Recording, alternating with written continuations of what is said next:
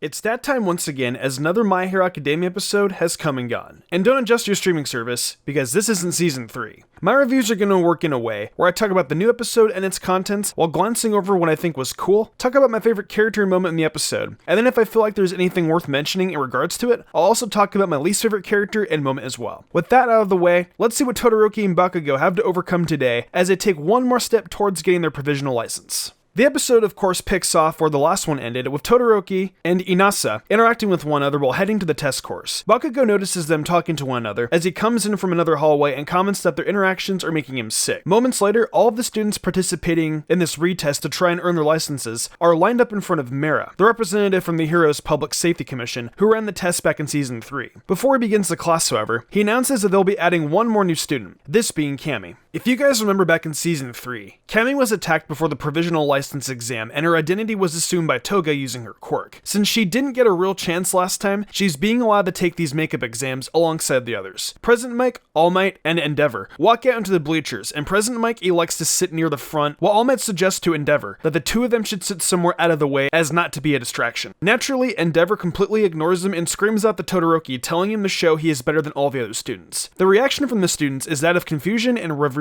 as to why Endeavor is even here. Inasa giving the most aggravated reaction of the bunch due to his dislike of the new number one. Within moments, the mood changes as the students notice All Might standing next to him, and they all happily wave and call out to him. Gang Orca makes his appearance in the building and immediately commands attention from the students, letting them know that he has realized that everyone taking the makeup exam is nothing more than a bottom dweller. He tells Bakugo that he is the worst of the bunch and does the same to Todoroki and Inasa with a few different questions, calling them as truly the bottom of the barrel. He admits that the three of them have good combat ability, but that's all they've got. He references how awful they handled the exams last time, and that they're going to go through a special trial today that will test their hearts. A door opens up, and out come a bunch of children, extremely rowdy and all presumably with some weird quirks. They immediately ignore their teacher and begin to surround the heroes, acting in rude ways, and in a few cases attacking them. A single kid seems to stand out from the bunch, and directly addresses Bakugo as he tries to yell at the children. He tells them that the adults that think they can yell without letting anyone else get their own words in are never successful in getting what they want. The kids continue to act out with the young heroes, attacking them in an attempt to assert their own dominance. While being punched repeatedly by some boy, Inasa continues to look up in the stands at Endeavor and All Might. He says to himself that he'll never turn into someone like Endeavor, but his train of thought is absolutely derailed by the kids commanding his attention once more and continuing to beat him up.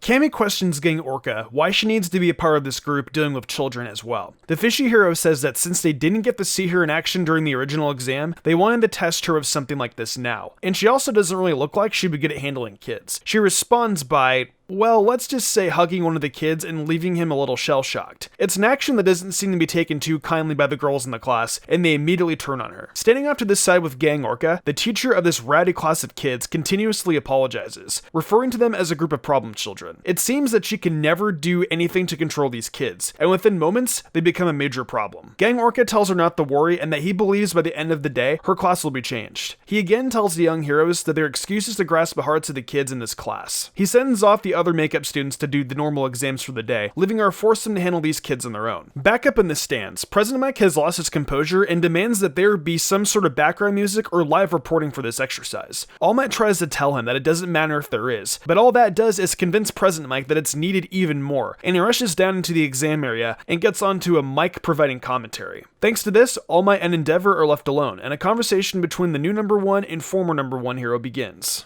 Endeavor brings up that within the past month, the number of crimes committed has gone up to 3% compared to past years. He has worked to resolve more incidents than any other hero, yet he can continue to hear the sound of something unseen that All Might created crumbling away. Finally, he asks the burning question, what is the symbol of peace?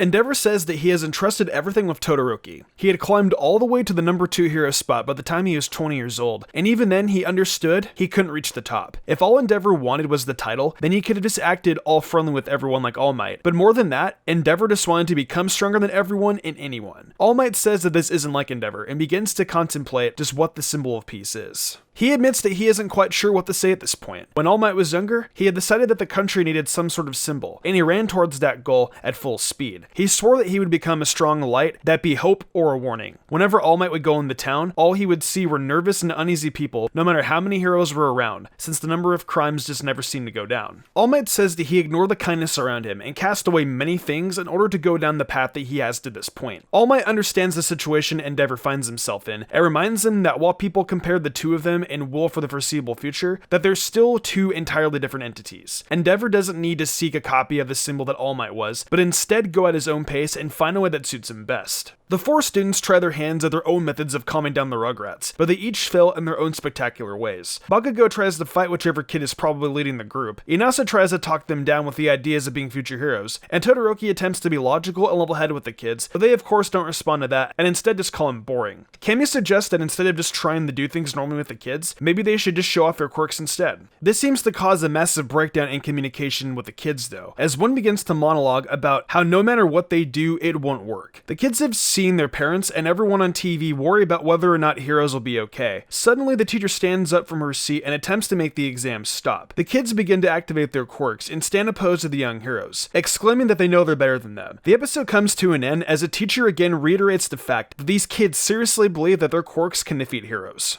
Well, there really is not a lot to say about this episode at all. I haven't enjoyed either this one or the last one, save for a few moments here and there, like Gran Torino scenes in the last episode, and the conversation between All Might and Endeavor in this one. I understand that coming down from Deku vs. Overhaul is going to feel like a massive drop regardless of what they did, but this is just not very interesting to me, and I'm not really looking all that forward to the next episode. I'm hoping that this part of the arc can come to a close then. But with the way things are starting off, I don't really have particularly high hopes for the rest of this season. That's gonna do it for my review of My Hero Academia Season 4, Episode 16, Win Those Kids' Hearts. If you guys enjoyed this one, let me know in the comments below, and subscribe to my 6 Age of notifications on so you don't miss my review of the 4th season's next great episode. I've got a lot of great videos about My Hero Academia already on the channel, and about plenty of other anime, as well as with more to come. I hope you guys have been enjoying these reviews, and the show so far as well, and I'll be back at it again soon with another review of the next My Hero episode.